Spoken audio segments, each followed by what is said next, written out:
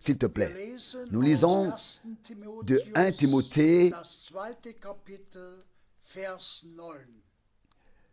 le chapitre 2, verset 9. 1 Timothée 2, 9. De même que les femmes se parent de vêtements chastes d'une manière décente, associés à la pudeur et à la moralité, et non pas de tresses de cheveux et de parures d'or, de perles ou de vêtements précieux. Nous devons également prendre cette parole très au sérieux. Elle s'adresse en effet à nos chères sœurs.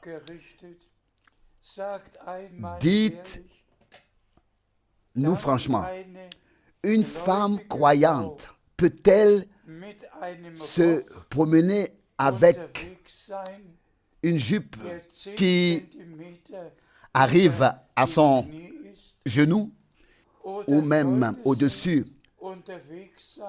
du genou de 10 cm, ou doit-elle se promener avec une robe ou une jupe qui est bien en dessous du genou, au moins à 10 cm, couvrant tout ce qui fait partie du genou? J'ai prêché une fois dans les années 70 au Canada, au Saskatchewan, dans une communauté ménomite, et c'est là, jusqu'à dans notre temps, que les femmes sont vraiment habillées de manière si pudique, décente. Le chemisier est boutonné jusqu'au bout du haut, jusqu'au bouton du haut, jusqu'au bouton du haut. Il n'y a rien d'ouvert.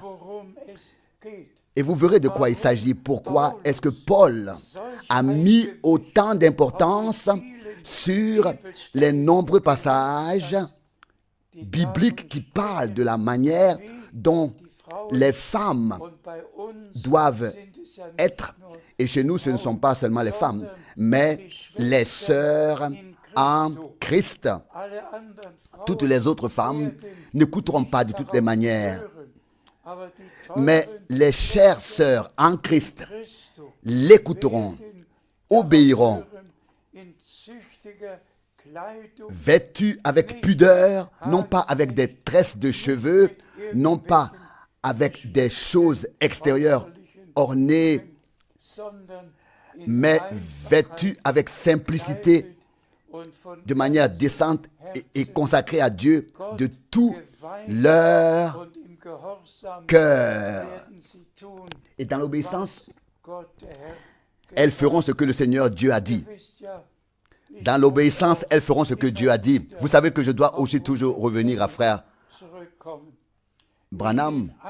Sur les 1100 sermons, il aura mentionné les femmes dans au moins 500 sermons. Et dans un instant, nous allons entendre pourquoi il devait le faire. Pourquoi il devait le faire. Et il est revenu sur le jardin d'Éden, sur le début dans le paradis, lorsque Satan, le serpent, a séduit la première femme et que le premier mariage fut rompu. Le premier adultère a été commis dans le jardin d'Éden. La chute fut la chose la plus terrible que Dieu ait eu à vivre. Et qu'est-ce que c'était? Qu'est-ce que c'était? Juste parce qu'une femme s'était laissée aller à ce que l'ennemi avait à lui dire. Et déjà, la séduction n'était pas seulement dans les mots, en paroles, parce que ce que Dieu avait dit était remis en question. Dieu devait-il vraiment avoir dit? Aurait-il dit? C'est ainsi que l'ennemi s'adresse encore aujourd'hui à toutes les femmes et aussi à tous les hommes. Dieu aurait-il vraiment dit? Si tout ce qui est écrit ici dans la oui, Dieu l'a vraiment dit. Tout ce qui est écrit ici dans la Bible, dans le contexte dans lequel c'est écrit, c'est Dieu qui l'a dit. Mais comme nous venons de le souligner, frère Branham, en tant que prophète directement appelé, promis par Dieu, envoyé par Dieu, devait tellement insister sur le sujet des femmes.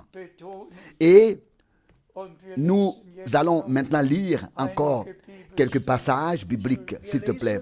Nous lisons dans Matthieu, le chapitre 5, le verset 28. Moi, je vous dis, quiconque regarde une femme mariée avec convoitise a déjà commis l'adultère avec elle dans son cœur. Ça, ce sont les paroles de notre Seigneur lui-même. Ça, ce sont les paroles de notre Seigneur lui-même. Celui qui regarde une femme mariée avec convoitise a déjà rompu le mariage avec elle dans son fort intérieur. A déjà commis adultère avec elle. Et les adultères et les débauchés n'hériteront pas du royaume de Dieu. C'est l'un des péchés les plus horribles qui ait été commis sur terre. Et comme nous l'avons déjà dit, il remonte au jardin d'Éden, à la séduction du paradis, dans le paradis. Donc, le Seigneur lui-même l'a dit. Si un homme regarde une femme mariée pour la convoiter, et c'est pourquoi frère Branham a insisté sur le fait que les femmes ne doivent pas s'orner de choses, se maquiller, se mettre du vernis et ainsi se rendre belles avec des choses quelconques et ensuite les présenter aux hommes, car ce sont elles qui seront responsables de l'adultère pour s'être présentées ainsi. Continuons à lire. Nous lisons dans Lévitique, chapitre 20, verset 7. Sanctifiez-vous donc, Lévitique 20, verset 7, et devenez saints, car je suis l'Éternel, votre Dieu. Nous avons déjà insisté sur ce point et nous allons poursuivre notre lecture. S'il te plaît, nous lisons du même chapitre, maintenant le verset 8, Lévitique 20, verset 8. Observez mes statuts et mettez-les en pratique.